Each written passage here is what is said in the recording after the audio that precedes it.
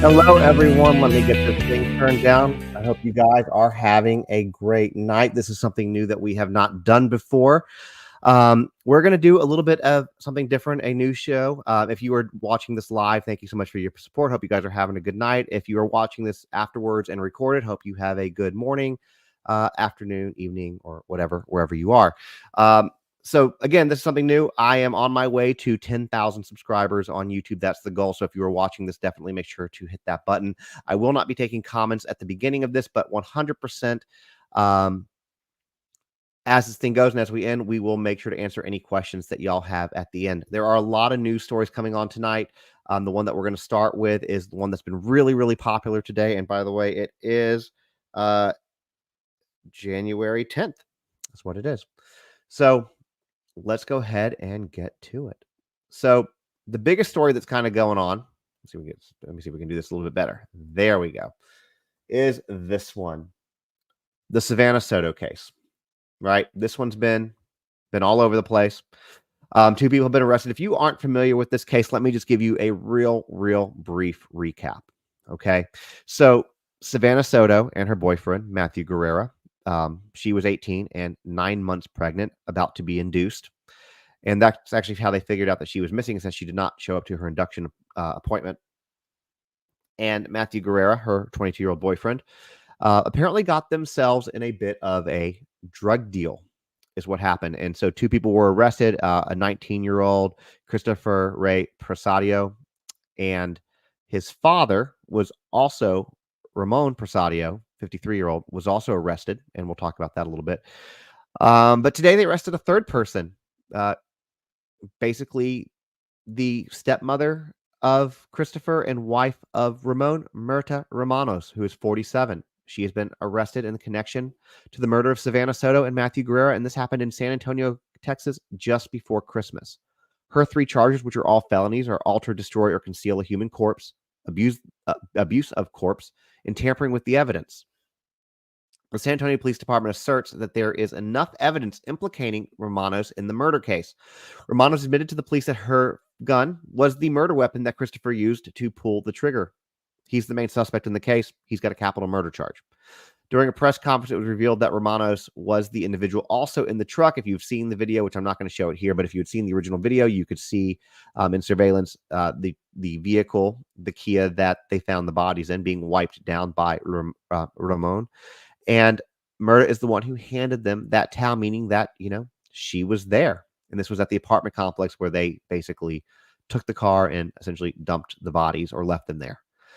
Surveillance footage indicated that all 3 suspects, including Romanos, were inside the truck when they returned to their residence, meaning that all 3 of them were there. All 3 of them knew what was going on.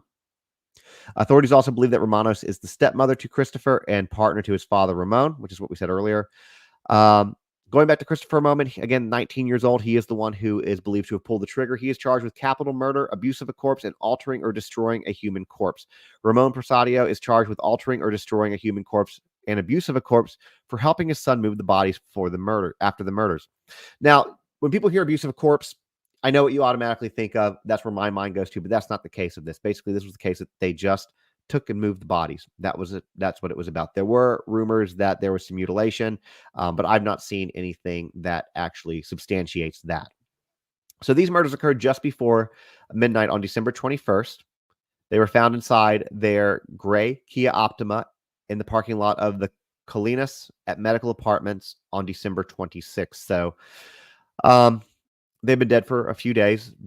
The baby, unfortunately, whose name was going to be Fabian, also passed away. Now, there have not been charges due to the baby's death, but I'm quite sure that there will be, because this was a full-term baby. In fact, the baby was overdue. The baby was actually overdue.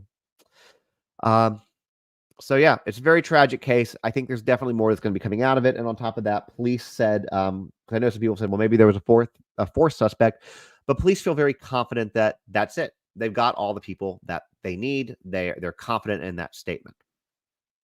So moving on to the next thing we will talk about. This one is kind of messed up, and I have not seen this one, more than kind of messed up. I have not seen this one anywhere on social media. And there's the headline right now. Let me see if I can make this a little bit bigger. Hold on one second. Bear with me, guys. Let's move this up here and see if we can make this a little bit larger for y'all to be able to see some stuff. There we go. Not what we wanted to do. There it is. All right. So you can kind of see what it says here, right? Cruise bartender. Cruise bartender. The Margaritaville at Sea. A West Virginia woman who is being identified as Jane Doe is suing the Classica cruise operator for $75,000 in damages, alleging that a bartender on that cruise, Hubesh Kumar Dakui, raped and impregnated her during a May 2023 cruise. Apparently, Dakui had previously faced accusations of sexual contact with this woman's cabin mate, who they're identifying as HB. Real names have not been released in this, leading to charges as a guilty plea in October for abusive sexual contact. And he is currently in federal detention in Miami awaiting sentencing because he did plead guilty for that. Now, the woman who, again, the West Virginia woman who they're calling Jane Doe, it's a civil complaint. It's echoing the same accusations that was made by her cabin mate in a May criminal complaint against him. Both of them were alleging that the bartender entered their cabin and committed sexual assault. This occurred, like I said, on the Margaritaville at Sea cruise, where they had been drinking at a bar. This guy, Hubesh, served them. They paid using their cabin number, which is not an uncommon thing, which basically gave him the details of where they were and a key to the bar staff. The bar staff had a key, so he had access by knowing their room numbers and basically decided to enter their room and commit sexual assault. So the woman who was going by Jane Doe, the person who made this complaint, is claiming that Hubesh raped her, impregnated her while she and her cabin mate slept in their cabin. The FBI's affidavit in May's criminal complaint stated that she had confronted Dakui upon waking to his inappropriate touching. He initially denied the allegations and insisted his interaction was consensual with the cabin mate. Security later found the woman's room key in Dakui's living quarters during a search that was prompted by the report that the cabin mate made to the crew, who's again HB, to the crew staff. And the woman who's going by Jane Doe states that in December, the complaint that she was forced to abort the pregnancy, leading to serious complications, physical and mental trauma, humiliation, and sustained disability. Okay. I don't care what the reasons were. Nobody has a right to do that. Nobody has a right to force themselves on somebody. It unfortunately happens way more than it should. And I think, frankly, that going through that $75,000 is a very low number to go through that. That's just my opinion, which is what she's suing them for. It says at least it says at least 75,000, but that's the number that they're doing, claiming that the operator failed to protect her from harm caused by one of its ship's crew members. And I think that a lot of that is valid, given the fact that the roommate had already filed a complaint and they did nothing about it. He continued to go about his job instead of being, put somewhere, privilege taken away, revoked, whatever they need to do, so he could not do it again. The Margarita at Sea Cruise Company stated that they were unaware of Jane Doe's alleged assault until the lawsuit was filed. That's what they said. Don't know if that's true or not. They claimed to prioritize the safety and well-being of guests and crew members and immediately terminated the accused crew member. The other woman, the cabin mate HB, is separately suing Classica, and it's unclear if Dakui has retained an attorney to speak on his behalf. So again, absolutely horrific situation. No excuse, guys. No excuse for that. And again, if you're looking this, first of all, thank you guys for tuning in. Comments are turned on. Definitely ask questions, leave comments, because we're going to answer them. We're just not going to do it during this. So the next thing that we're going to talk about is something that's been in the news way too much, but this one is a little bit different, and I'll show you why here. Let me get it pulled up for you guys. We are looking for this one. All right. I'm going to make it a little bit bigger. Let me do it this way so y'all can really see this. Let me go find it. My computer's being all crazy with me. So there we go. A Missouri teacher. This has been a lot lately that female teachers, women teachers have been abusing male students. Now, look, we know this happens. And that's in the comment section on TikTok. That's one of the favorite things for people to do is say, well, women do it too. Yeah, they do. However, there's a double standard with it where there shouldn't be. And this article is going to prove that double standard. Okay. So basically, in this situation, Haley Clifton Carmack, who is a 26-year-old Missouri teacher, she's being charged with various offenses, including first-degree endangering the welfare of a child. And this, I'm telling you guys, this story, just wait. Second-degree statutory rape, sexual contact with a student, and fourth-degree child molestation. So Haley here was formerly a teacher at LaQuay High School in Missouri. She was arrested in Texas and is awaiting currently extradition back to Missouri. Now, these allegations are stemming from an inappropriate relationship between Haley Clifton Carmack and a 16-year-old male student who is obviously unnamed because he's underage, which was reported by a witness to a school resource officer back on December 7th. The witness learned about the relationship when the alleged victim showed them pictures of scratches on his back, claiming that they resulted from sexual activity with his teacher, Haley. Additionally, the witness overheard a phone conversation where Haley Clifton Carmack allegedly said, "I'm out of state, but I can send you money, baby," when informed that it was the teen's birthday, the 16-year-old's birthday. This teacher had previously been cautioned by the school superintendent for being too close with students. So already a red flag. Police then obtained a search warrant for her phone on December 22nd, revealing messages that discuss the alleged relationship with the students. A second witness informed investigators that the student's father was aware of the relationship. Did you catch that? The student's father knew about this. Let it go on.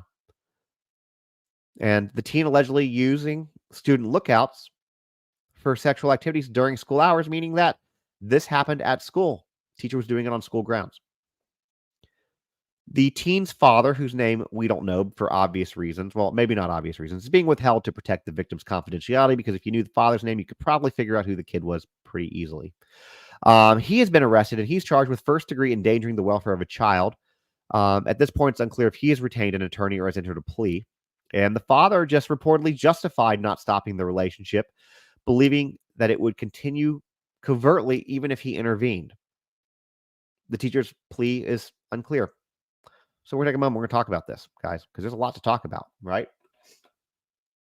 So this woman, 16-year-old student, sounds like he was 15 when this started, maybe younger. We don't know how many students this happened with. Other students knew. They were a lookout. And this is where the double standard comes in. I guarantee you if that father had a daughter, he would have figured out a way to stop it. That's my thoughts. He would have figured out a way to stop it. But because it was a boy, it's very different. But it's not. It's a 16-year-old boy. Your full frontal cortex, your lobe, not fully developed until you're 25. It is a child. This woman is a predator. I don't care. I don't care what anybody says. That is the case. But when I've done videos about this before, and the teachers typically are attractive, a lot of people are like, well, way to go. Is this guy a hero? It's really this toxic masculinity that surrounds students that are in this situation. And it's kind of fucked up, if you want my honest opinion. It shouldn't be different. It's the same. It's absolutely the same. So the father allowed it to go on. He knew, saying it would just happen anyways if he reported it. Well, no. If he reported it, the police would have showed up and they would have put a stop to it. But instead, now you're in jail. And I'm quite sure the teen enjoyed himself, but that's not the point. It was still grooming. It was still a situation that he should not have been put in. You go to school. These are your educators. They're supposed to be looking out for you, not taking advantage of the situation. But hey, that's just me. That's just my thoughts. So moving on, let's talk about another story that has been really, really, really big in the headlines. You guys know what I'm talking about? I'm talking about Jeffrey Epstein. I'm talking about Virginia Giuffre. I'm talking about Prince Andrew. Okay? Get that pulled up. See the headline. Virginia Giuffre has claimed that Jeffrey Epstein paid her $15,000 to have sex with Prince Andrew. Now, before I go further on this, there's a couple things that I want to say. When you hear the term Epstein and you know all the documents, which at this point is in the thousands of pages that have been released, you automatically say the Epstein list. Who's on the list? Who's on the list? And the list is really kind of a relative term, and you really need to take it with a grain of salt. I'm going to tell you why. This list, I'm using air quotes here, list that's out there is comprised of people's names who are just mentioned in these court documents. It doesn't mean that they were part of any type of impropriety. It doesn't mean that they participated in any illicit acts. It could be that they were it absolutely means that they could, like Prince Andrew, and we'll talk about that in a second. But it could also mean that they were associates with him. It could also mean that they were employees, or they could be the victims themselves. There's a lot of depositions, and really the best way, if you want to see why somebody's being named in these documents, the best thing that I would tell you to do is pull up the documents. There are places to find them. I have the first drop on my website, justinontiktok.com. Second link after the merch store, and you can go through it and just hit Control F, type in the name of the person that you heard, and see what they did, see how they're related to this. But Prince Andrew, on the other hand, he's been accused in pretty clear terms of sexual assault, rape, underage girls, to a point that I don't believe is really where they can deny it. He is denying it. He's 100% denying it. But one of the things, if you've not heard already, that came out of the first drop of documents was that apparently Prince Andrew, one of the women who was in the deposition, stated that Prince Andrew was fondling her, groping her, while he played with a puppet that looked like him. Like, I don't even know what to make of that. I really don't. I personally fully believe, despite the fact that Prince Andrew is denying it, that he is fully involved in participating in illicit activities on the island. Now, Virginia Giuffre, going back to this story, alleges in court documents that were unsealed in New York that she was paid $15,000 by Jeffrey Epstein to have sex with Prince Andrew back in 2011. This claim came from a videotaped deposition in January 2016 as part of a lawsuit against Alan Dershowitz, who is Epstein's former attorney, and somebody who also vehemently denied being involved with any of Epstein's stuff. What's going on? Virginia Giuffre, who's now 40, previously accused Prince Andrew of sexual abuse, stating the encounters occurred between 1999 and 2002 in London. Now, Virginia Giuffre is 40, as I just said. Maybe I didn't say it, but she's 40. I'm 41. So in 1999, I was 17 years old, meaning that Virginia Giuffre was 16 years old, and Prince Andrew is obviously a lot older than that. So he's not as old, obviously, as his brother, King Charles, but he's much older and should not be screwing around with a 16-year-old or 17-year-old. But these encounters apparently occurred between 1999 and 2002 in London, New York, and on a private Caribbean island. The court documents also reveal that a witness reported an inappropriate relationship between Giuffre and Prince Andrew after seeing pictures of scratches on the victim's back. So again, similar to the other story, which is why this one came immediately after. Giuffre stated that she did not pay taxes on the $15,000 that she received, allegedly. Prince Andrew has consistently denied any wrongdoing, while Ghislaine Maxwell, accused of facilitating the encounters, is serving a prison sentence. And the only thing before these documents dropped down that Ghislaine Maxwell said was that she didn't understand why she was the only one sitting in jail, which I agree with her on that. She believes that, the people who committed these acts, Jeffrey Epstein himself, the men involved in this, are men. And why is the only person sitting in prison a woman? Well, in my opinion, Ghislaine, is that you're sitting in prison because you used your status as a woman to gain trust from young girls, to bring them to and groom them and recruit them into Epstein's situation. But that being said, she's right. She should not be the only one sitting in prison. But she is.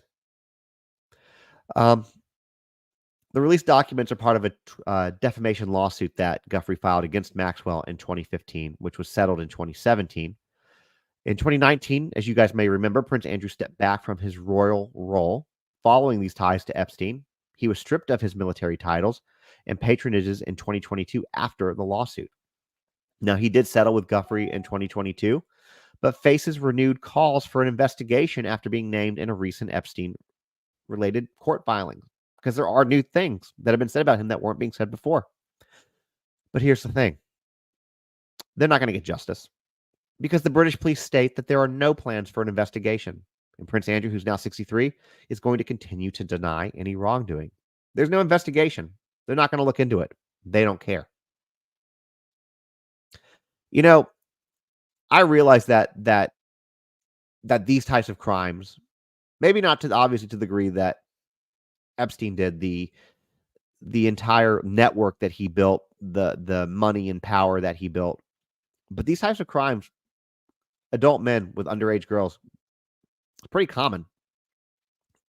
And a lot of them never really see any jail time.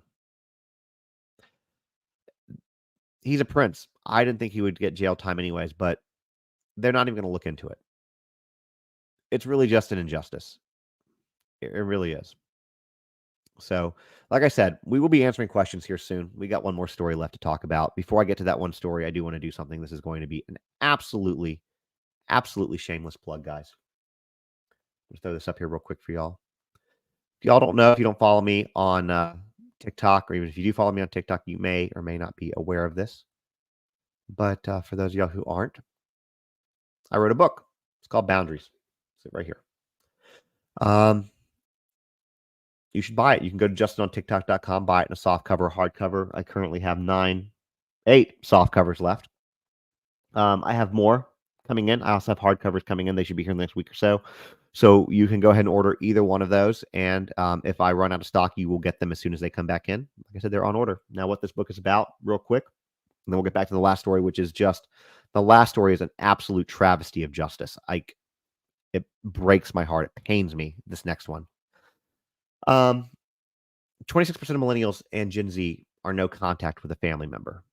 And when my daughter started asking why she did not see her grandmother or never met my mom, basically, I really was struggling for an answer. Started looking for a resource to discover that not one existed.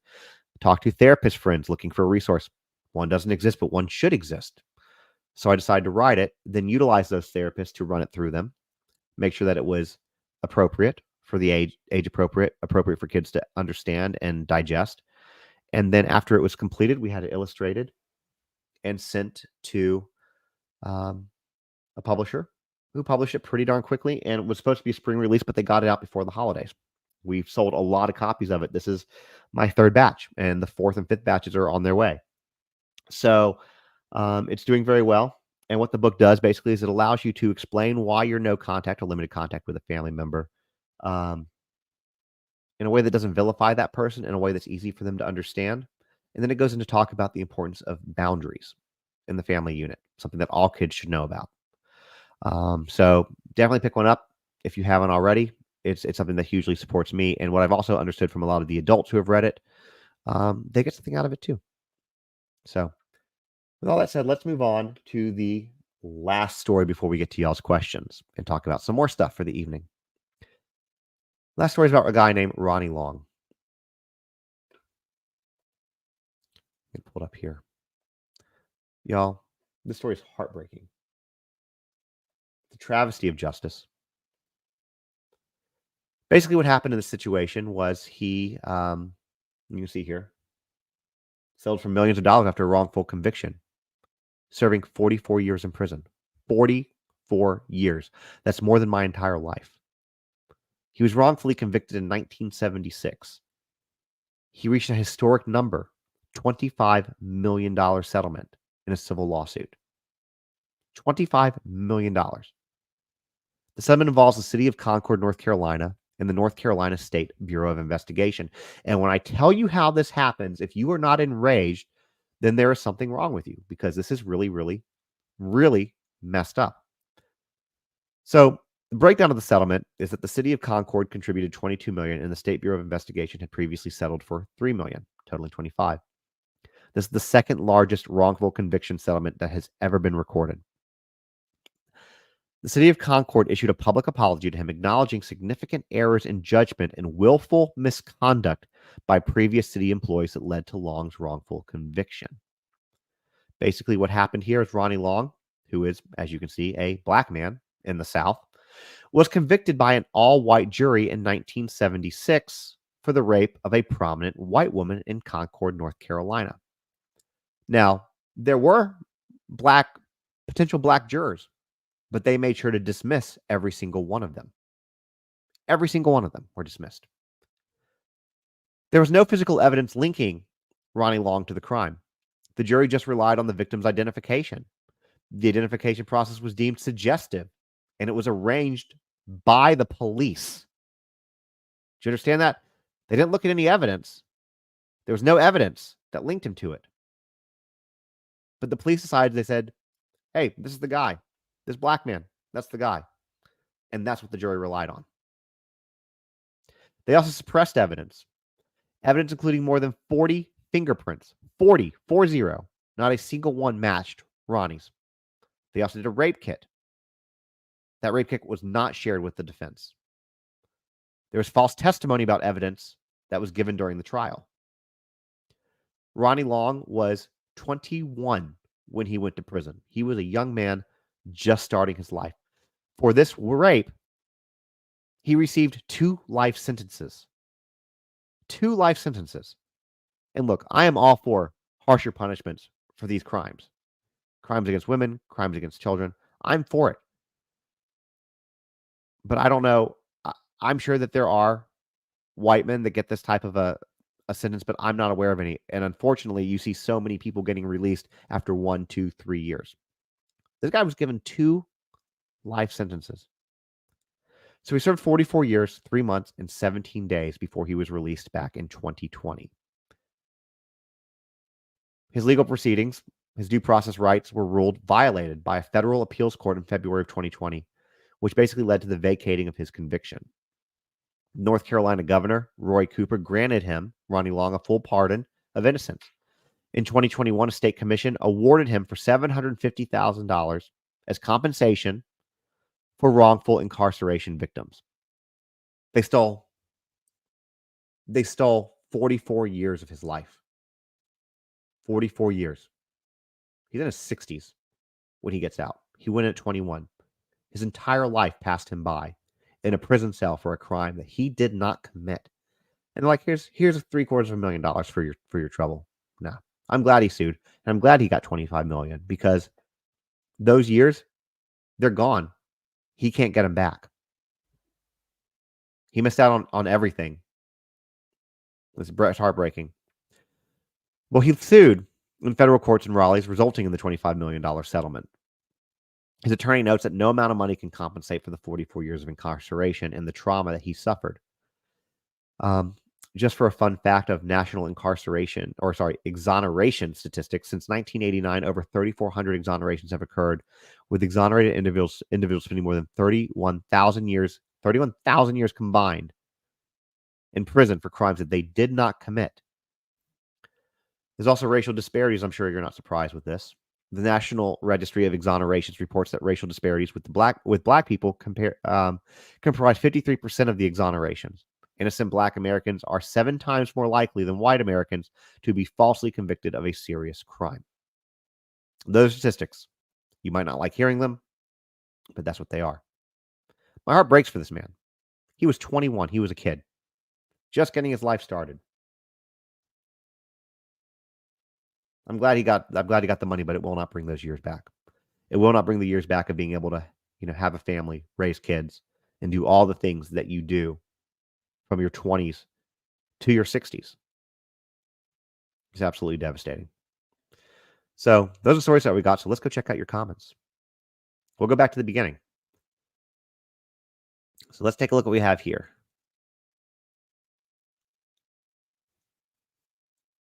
So I'm just going through these comments real quick. A 26-year-old high school teacher, isn't that pretty young? Kim asks. Let's put this question up there. If we're going back talking about the Missouri teacher, not necessarily. Could have been an early year teacher. Doesn't take that long to get the your degree. If you graduate high school at 18, you can get a education degree in 4 years. She goes through college quickly. She's done by 22. Job at 23, 24.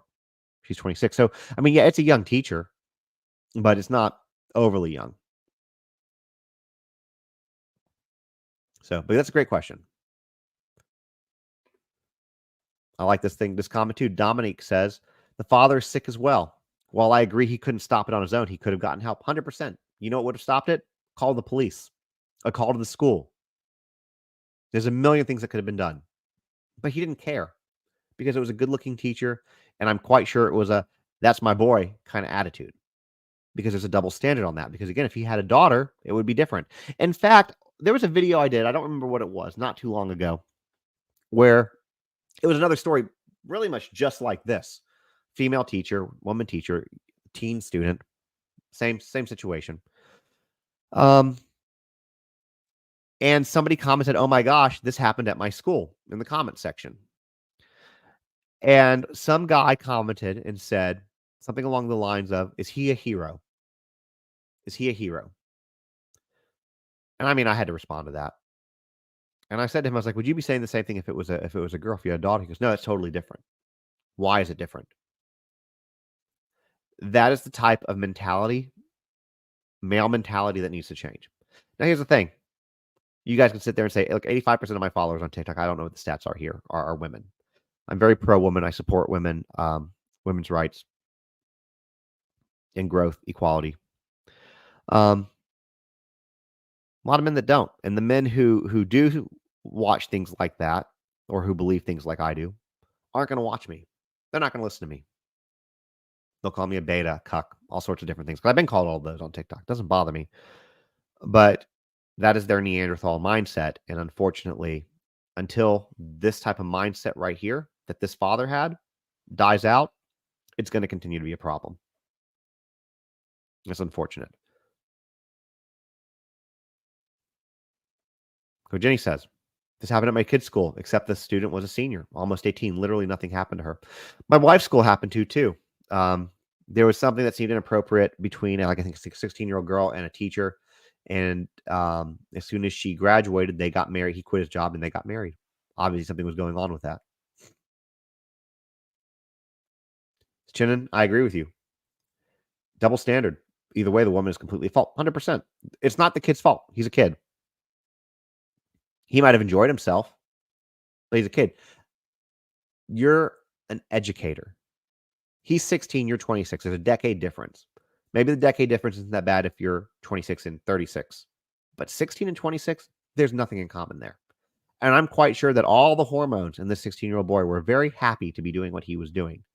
But at the same time, he was groomed. He might not see it that way. His dad might not see it that way. But as Chin said, next comment, it is predatory and sick. And I agree.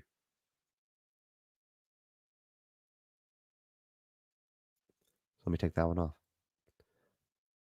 Did you see the puppet of Prince Andrew and find out how he got it? I have not, but I'm quite sure that you have, Chin. And if you'd like to send it to me, we can talk about that on the next one of these. Dominique says, "I hate all these underage cases." I do too. And there's so many of them. There were so many of them. There was an arrest recently in Tennessee of another pastor with a youth group student. Man of God speaking out against everything he found unholy in Tennessee, which I'm sure you can guess what that is. But was screwing around with kids. Got arrested. It's a lot. It happens with men. It happens with women. It's significantly more with men. But with women, it seems to often be a teacher. It's a lot of money. You can buy time for your freedom. What happens to the lawyers and judges that failed? And probably nothing. First of all, you're talking about 44 years. Those people could all be dead. I mean, I don't know. You have to do a little bit of digging on it, but I don't think anything's going to happen to them. Assuming they even still practice, they can maybe be disbarred. But that's it. There's another story that I'm going to talk about in February during Black History Month. Although I do want to say this. I'm going to go on record and say this. I think, and y'all will need to understand, like, before you come at me, listen to this whole thing. In my opinion, Black History Month is a crock of shit. I'm going to tell you why. It's American history. If you're in America, it's American history.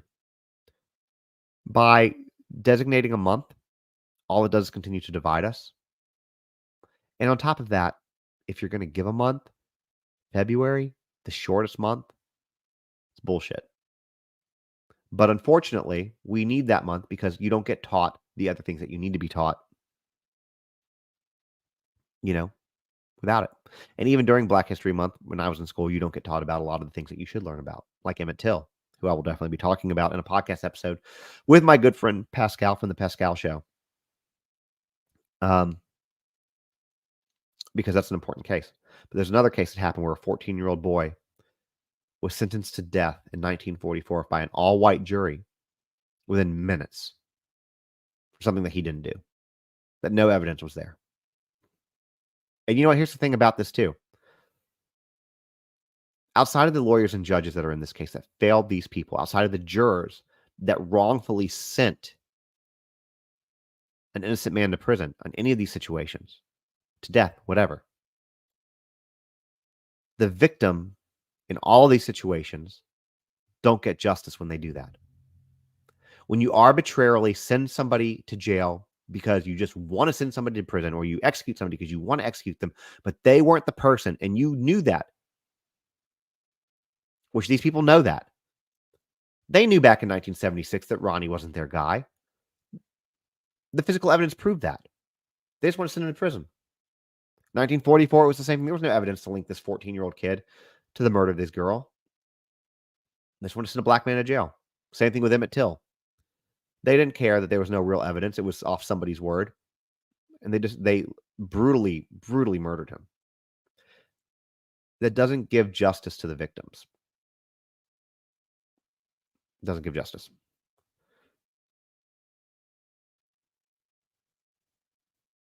Just can we go down and take a look at these? I'm going to put this comment down. Is there more, or is the social media we hear news more frequently? That's a great question. So I'm assuming that you're talking about the Missouri teacher still, based on the comments. I think that it's always been there.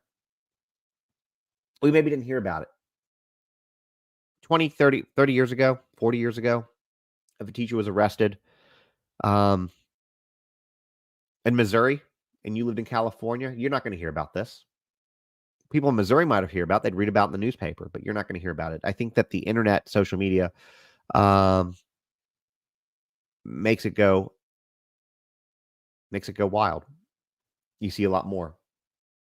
On top of that, I think that you probably there's more evidence to get caught because look, 16-year-old boy sleeping with a teacher that's attractive. He's going to brag about it. Again, other students knew there was a lookout. There's evidence of their texting. Now, back in the day, it would have probably been a phone call on the down low. You wouldn't have had the evidence that you have now. So I think that people are probably also getting caught more frequently because there's more things there to be caught. But no, I think that it happens a lot. I think it's always happened a lot. But there was also a time, because I've seen this in my comments too, that when this kind of stuff happened to people, especially girls, they were told to keep quiet. They were victim blamed, victim shamed, and they were told to keep quiet. So the predators continued to be predators. Janie Mansfield, we're in Tennessee. I live in Tennessee. I'm also in Tennessee, Jenny. I'm in the Nashville area. I don't remember where that particular situation happened. I'd have to look it up. I don't know off the top of my head. Have you seen about wanting? Okay, I won't talk about this. Beth, I did see your comment. I've not seen that documentary. Have you seen the Be About Wanting pedos to be classified as a sexual preference? How do you feel about that?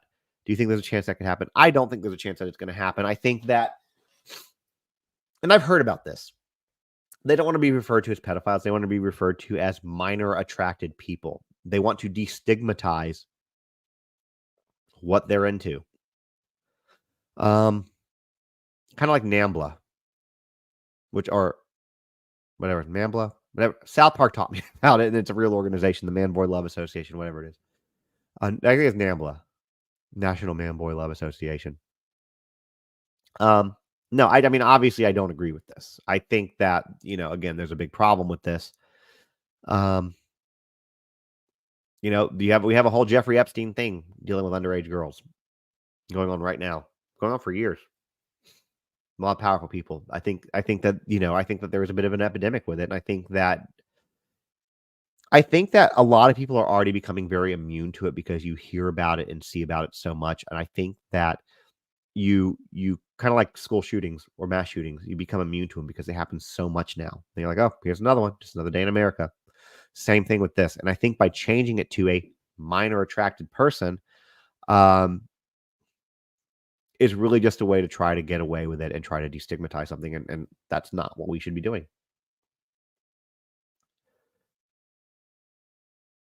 Let me go back and take a look, please. Yep, there you go. Minor attracted. So it looks like we have caught up with the comments tonight. So what other questions do you guys have? By the way, if you were watching this later, appreciate the support with everything. Please make sure to hit that smash that follow button. We're trying to grow this. Um, so yeah, very hard to protect your kids these days. In the poll the university did, if men could get away with SA, let's talk about that real quick. So I did a video on TikTok, and I don't have the thing saved on my computer to be able to quickly pull it up, but I can kind of tell you. But there was basically a study done by the Edinburgh University. I forget what it was called, something Light Institute. Nevertheless, where they did a survey asking people across 3 different countries: Australia, the UK, and the US, if they could get away with it, if secrecy was assured, they knew it. Would they do things sexually with a child, underage girl? It was 10% of them, right? I can't remember off the top of my head. 10% of them said, yeah, they would. Or was it 20%? 20%. There we go. This number was incredibly high. One of y'all will remind me. It's been a long day. I'm very tired. I don't remember all the stuff that's coming up there, but um, it was an obscenely large number, and these are the people who admitted it. So that is why the saying, which I need to put on a T-shirt for Judy, it's all men until it's no man. You can't. I wouldn't leave my child with any man. I got to an argument with somebody in one of the comments talking about this. You're like, "Are you saying that?" She was like, "So you're saying that people shouldn't leave your children with you?" Talking to me, I said, "No, they shouldn't. It doesn't mean that I'm going to do anything with them. It just means that you don't know who I am. You don't know anything about me. You should not leave your child with me because you don't know." Absolutely not. And yes, it can happen with women too, but it's significantly less. 90 something percent of predators in these types of cases are men. I think it was like 9% were women. So like 91% are men. I'll take my chances. So, hello, MB. Hope you're having a great night. So, the great thing about YouTube is I did the Soto case at the very beginning of this is that we do not do recaps here on YouTube, but what you can do is you can take that little bar and scroll it all the way back to the beginning, and you can watch the whole thing all over again, which is what's great about YouTube. So, right now we're just in the Q&A section. We went through 5 really great stories that people should know about. But yeah, you don't leave your kids with people you don't know. Vet them. Have cameras in your house when people watch kids. We have a camera for when there's a babysitter. We have cameras all over the inside of the house. They don't necessarily know where they are. Have I heard anything about the Biom Mom for the Soto case? I have not. I've not seen anything about the Biom Mom. I can honestly say that I haven't really looked. You are very welcome, MB, and I thank you for tuning in on the YouTube thing tonight. So, what are the questions, guys? We'll get to that 45-minute mark. We can keep going if we need to. If not, we can probably take it back to TikTok for the evening. But let me know, how do you guys like this format? Something that we should do regularly with some of these greater stories? Smaller updates on TikTok, the larger things here. A live series either at night, during the day, that you can go back and watch. Let me know your thoughts. I will say that I do like using all of this stuff that I have. That's a great question. What are the charges that the Soto case will have? I don't know. I think that there's definitely going to be charges that involve the baby. Again, it was a full-term baby. Okay. Thank you guys for that feedback. I appreciate that. So we'll start doing this more. There'll be more stuff coming on. We'll grow it. This is the first episode. And we'll see how it goes. But no, I think there's going to be a lot more charges going for the baby, and I'm curious what's going to be. And I'm curious what they're going to be facing as far as sentencing goes. But it's a lot of felonies. I want to put up what Max here said, because I think this is important. This is a true statement. All right, real quick before I put up what Max said, the statistic was, going back to that one survey, it was 1 in 20. 1 in 20 would essay a child between 10 and 14. Thank you, Chenin, for going back and looking at that. Between 10 years old and 14 years old, if secrecy was assured. You get that? Let that sink in. Let that sink in. It's not even thinking about the irreparable damage that you would cause to a kid for doing something like this. They would do it if secrecy was assured. They would literally rape a kid if they could get away. If they knew 100% they could get away with it. And the sad part is the number realistically is probably higher. That's the sad part. It's all sad part. Pull what Max here said. We love Max. Max is awesome. When you're talking about, this is a tough topic, guys. It's a very tough topic. Most of the time, it's a trusted friend or family member that do it. People that are close to you, and that's true. It's not typically strangers. So, yeah, keep that in mind. You don't know who you can trust. You don't, no matter how well you know somebody, you don't know. We can talk about this more on when we get back to TikTok. But no, I have not heard about that. I will try to look before I get back on now. The case where the grandparents killed their grandchild. There's a lot of cases like that, unfortunately. That's tragic, Beth. Case that there was grandparents killed their grandchild not long ago because it was fussing. That's terrible. Jenny, I'm with you. I'm absolutely with you. So, okay, guys. Well, I appreciate y'all hanging out here tonight. I think I've not seen the Netflix documentary. Give me a few minutes and I'll probably hop back onto TikTok to talk about some shorter things, but I appreciate y'all tuning in and listening. If you haven't hit the subscribe button to this, please do. So Ruth, I'm terribly sorry to hear that. But if you're watching this later on a recording, make sure to hit that follow button. We're going to do this later. You don't want to miss these, and we're going to grow. It's going to get better as we do it. We'll get cooler graphics, all sorts of stuff, make it look neat. So, last couple things I'll say is, if you don't know already, I also have a podcast, 50 Words for Murder. See if I can bring that up, something on it. What's it look like?